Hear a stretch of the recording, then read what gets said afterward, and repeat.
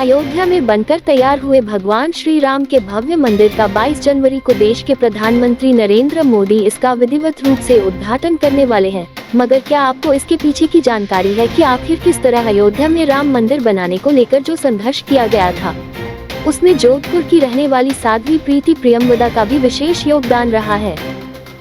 माननीय अशोक जी सिंघल का जन्मदिन था और उनकी जन्मदिन पर मेरी कथा थी संकट मोचन आश्रम में।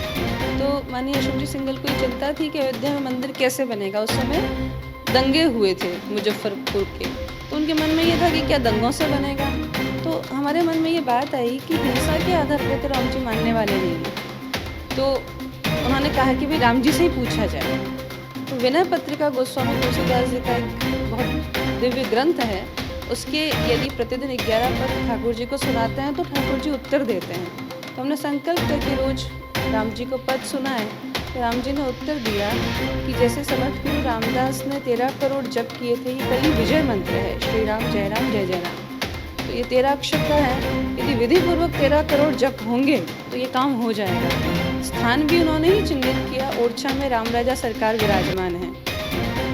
ऐसा कहा जाता है कि अयोध्या में रात्रि निवास करते हो, दिन में ओरछा में दरबार लगाते हैं, तो वहाँ ये जप करने का आदेश हुआ।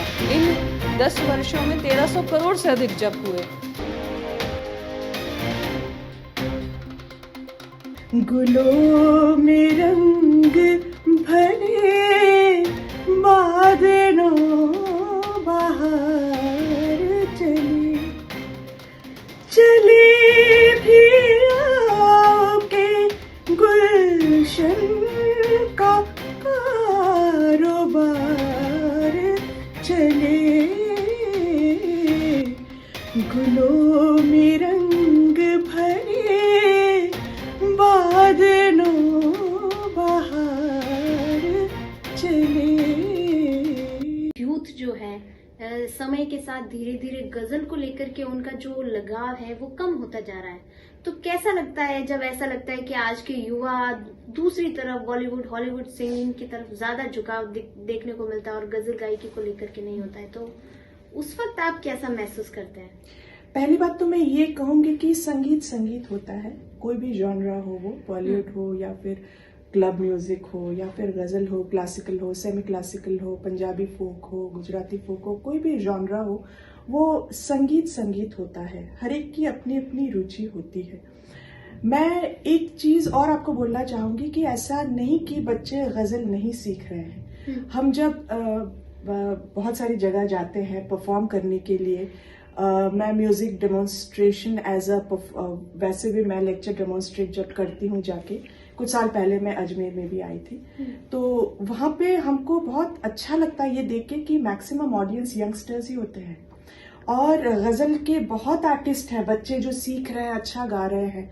प्रॉब्लम क्या होता है कि जब ये इनको आगे लाने वाले जो ऑर्गेनाइजेशन है, हाँ, वो इस पे ज्यादा मेहनत नहीं करते हैं।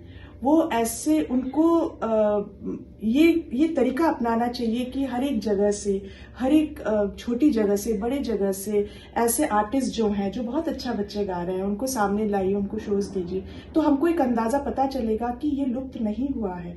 बच्चे गाते हैं, बहुत शौक से सीखते हैं इस चीज को। और आपने जो कंपैरिजन की बात करी कि मुझे कैसा लगता है कि वो ये नहीं कर, तो ये मैं इसमें कमेंट नहीं करना चाहूंगी क्योंकि अपने आप में रुचि होती है। लेकिन ऐसे बच्चे जो सिर्फ इस तरीके से क्लब म्यूजिक और जो पार्टी म्यूजिक और इसमें जो रुचि रखते हैं, तो उनसे मैं दरख्वास्त ये करूंगी कि हमारी कल्चर है, लिटरेचर है, इसमें भी आप पढ़ें, इसको समझें, इसको आगे लाएं। वो संगीत बहुत अच्छा है, कोई बुराई नहीं है कोई संगीत में, लेकिन आप इसको भी सुनिए, इसको भी पढ़ें, इसको भी आप समझें।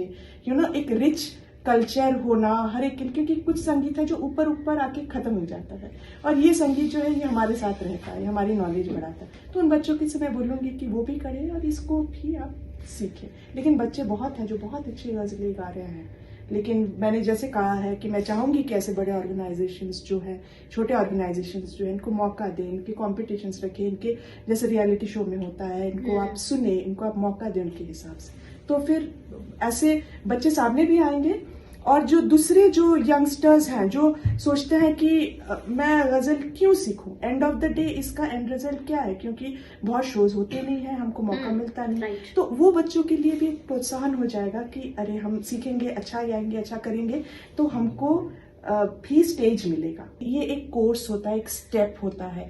गजल आपको गाना है तो एकदम से ऐसा नहीं कि आज मुझे गजल गाने का मूड है तो आज से मैं गजल सिंगर हूँ, ऐसा कोई कॉन्सेप्ट नहीं होता। अगर होता भी है तो वो बहुत शॉर्ट लिव्ड होता है। अगर आपको इसमें रिस्पॉन्सिबिलिटी लानी है, आपको आगे अच्छा काम करना है और आपको खूबियां जो है आपकी क्लासिकल की नॉलेज अच्छी होनी चाहिए, रागदारियों की नॉलेज अच्छी होनी चाहिए, आपकी हिंदी उर्दू की नॉलेज अच्छी होनी चाहिए, पोएट्री समझना चाहिए। ओके, तो ये बहुत कुछ चीजें हैं जो आपको एक गजल सिंगर बनाता है। इसमें आपकी जर्नी की बात करें तो क्या टफ टाइम कौन सा रहा आपके लिए इस सफर में? गजल के सफर में बिल्कुल। गजल के सफर में मैं कहूंगी कि कुछ टफ टाइम नहीं रहा। टफ टाइम वही था जब मैं रियाज नहीं करती थी मतलब जब मेरी रियाज की कमी होती थी, वही टफ टाइम होता था। क्योंकि जब शोज आते थे तो गजल तो फिर ऐसे एंड मोमेंट में ऐसा करना पड़ता था कि अरे अब लेके बैठो, अब इसको करो। क्योंकि अगर मैं क्लासिकल सिंगर भी हूँ तो जहन में हमेशा वो रहता था कि अगर करना है तो अच्छा काम करना है, ऐसे ऊपर ऊपर वाला काम नहीं करना हमको। तो फादर मदर बोलते थे कि देखो आपको और रियाज करना पड़ेगा, लास्ट मोमेंट की जो प्रिपरेशन है उसको आपको कम करना पड़ेगा। कैबिनेट मंत्री जोगाराम पटेल आज जोधपुर दौरे पर रहे। उन्होंने सर्किट हाउस में आम लोगों से मुलाकात की। बड़ी संख्या में आसपास के ग्रामीण अपनी समस्याएं लेकर पटेल से मिलने पहुंचे। वही कैबिनेट मंत्री जोगाराम पटेल ने आम लोगों की समस्याओं के समाधान के लिए अधिकारियों को आवश्यक निर्देश भी दिए। आशीर्वाद है, सूर्यनगरी हमारी जन्मभूमि है, हमारी कर्म भूमि है और सूर्यनगरी के आशीर्वाद से और सूर्यनगरी और मेरी लूणी विधानसभा क्षेत्र के मतदाताओं, कार्यकर्ताओं, पदाधिकारियों के आशीर्वाद से आज मैं इस मुकाम तक पहुंचा हूं। आज सबसे पहले अमर शहीद टवड़ा साहब की स्मृति में जाके वहाँ श्रद्धासुमन अर्पित किए। हमारे गुरु पूर्व कुलपति आदरणीय गुलाब सिंह जी, डॉक्टर साहब गुलाब सिंह जी के आशीर्वाद लिया। पूर्व न्यायाधिपति और विधि विश्वविद्यालय के वीसी रहे आदरणीय नरेंद्र कुमार जी, जस्टिस नरेंद्र कुमार जी माथुर और अन्य ऐसी विभूतियों से आशीर्वाद लिया। अभी जन सुनवाई की। जनता का फरियाद सुनना हमारा फर्ज है। आदरणीय मुख्यमंत्री जी ने भी हम सबको ये निर्देश दिया कि हम जाके जनता के बीच में रहें। सफाई व्यवस्था है, इन सबको भी हमारे दोनों महापौर के साथ बैठकर भी विचार कर इसमें तुरंत निर्णय लेंगे। सफाई व्यवस्था को हम प्राथमिकता दें। राज्य में कड़ाके की सर्दी से राहत नहीं मिल पाई है। सर्दी अब कहर बरपाने लगी है। केकली जिले में एक किसान की रात को खेत में काम करते समय सर्दी से मौत हो गई। मौसम विभाग ने राज्य में पश्चिमी विक्षोभ से 1 दर्जन से अधिक जिलों में बारिश और ओलावृष्टि का ऑरेंज अलर्ट जारी किया है। पश्चिमी विक्षोभ से प्रदेश के सभी जिलों में बारिश और ओलावृष्टि का असर रहेगा। हालांकि प्रदेश के अधिकांश हिस्सों में रविवार को तापमान में हल्की बढ़ोतरी हुई, लेकिन सर्दी से अधिक राहत नहीं मिल पाई। इच्छापुर महादेव मंदिर में कलश यात्रा व मंगल गीतों के साथ श्रीमद् भागवत कथा शुरू की गई। कन्हैयालाल गौड़ ने बताया कि बाबा रामदेव जी के मंदिर से कलश यात्रा निकाली गई। भागवत कथा का समय दोपहर 12 बजे से शाम 4 बजे तक रहेगा। कथा के प्रथम दिन पर पुरुषों व महिलाओं की भारी भीड़ रही। ये थे आज के मुख्य समाचार। विस्तार से जानने के लिए पढ़ते रहिए दैनिक नव ज्योति। दैनिक नव ज्योति के YouTube चैनल को सब्सक्राइब करें और ताज़ा अपडेट के लिए बेल आइकॉन दबाएं।